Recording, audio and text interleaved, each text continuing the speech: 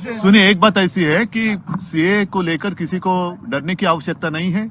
CA उस वक्त भी मैंने कहा था कि ये किसी को देश से निकालने के लिए कानून नहीं होने जा रहा है। हालांकि ये बात सच है कि अपने पड़ोसी जो देश है उसमें जितने पीड़ित अल्पसंख्यक है उसमें है, मानता हूं मैं, हिंदू होंगे, उनको यहाँ नागरिकत्व देने के लिए वो कानून है।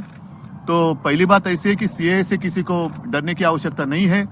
एनआरसी के बारे में बीच में शायद संसद में ही भूमिका स्पष्ट की है केंद्र सरकार ने। एनआरसी पूरे देश में लागू नहीं किया जाएगा। आसाम तक की बात है, वहां भी जो कुछ चल रहा है सबको पता है। रही बात एनपीआर की, वो और सेंसस तो हर 10 साल में होता है, वो होने की आवश्यकता है। और मैंने मेरे राज्य के सारे तमाम जितने नागरिक हैं उनको आश्वस्त किया है, किसी के भी अधिकार मैं किसी को भी छीनने नहीं दूंगा। तो बात स्पष्ट है, सीए आ गया तो किसी को डरने की बात नहीं है।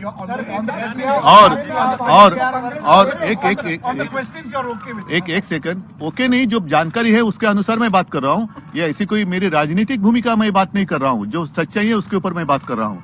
और एनआरसी में जो एक वातावरण माहौल किया जा रहा है कि मुसलमानों के लिए खतरनाक होगा, ऐसे नहीं। ये तो सब लोगों को अपनी जो नागरिकत्व की बात है, सिटीजनशिप, उसके लिए कतार में रहना ही होगा। तो वो जो बात है वो बात नहीं होने जा रही है। एनआरसी की बात नहीं होने जा रही है। कांग्रेस को समझाया है, क्योंकि कांग्रेस सीएए को लेकर अलग लाइन लेती है। एनपीआर लागू करने की बात नहीं है, लेकिन लागू नहीं, देखो ऐसी बात है, मैंने कहा कि एनपीआर जो है उसमें वो भी किसी को घर से बाहर निकालने के लिए कानून नहीं लाने जा रहे। सेंसस की बात है, जनगणना जिसे हम कहते हैं, वो तो हर 10 साल में होती है। और इसमें भी अगर जब वो शुरू हो जाएगी बात और उसमें भी अगर हम देखेंगे कि अरे नहीं ये तो बात खतरनाक है, तो विवाद हो सकता है।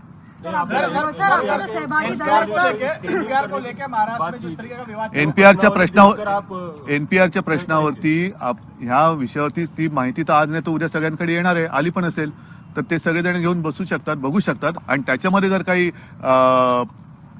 आक्षेपार्ह असेल तर त्याच्यावरती आपण बोलू शकतो। मग तेव्हा आपण बोलू शकतो की बाबा हे नाही, एक मान्य नाही, हे बोलू शकतो।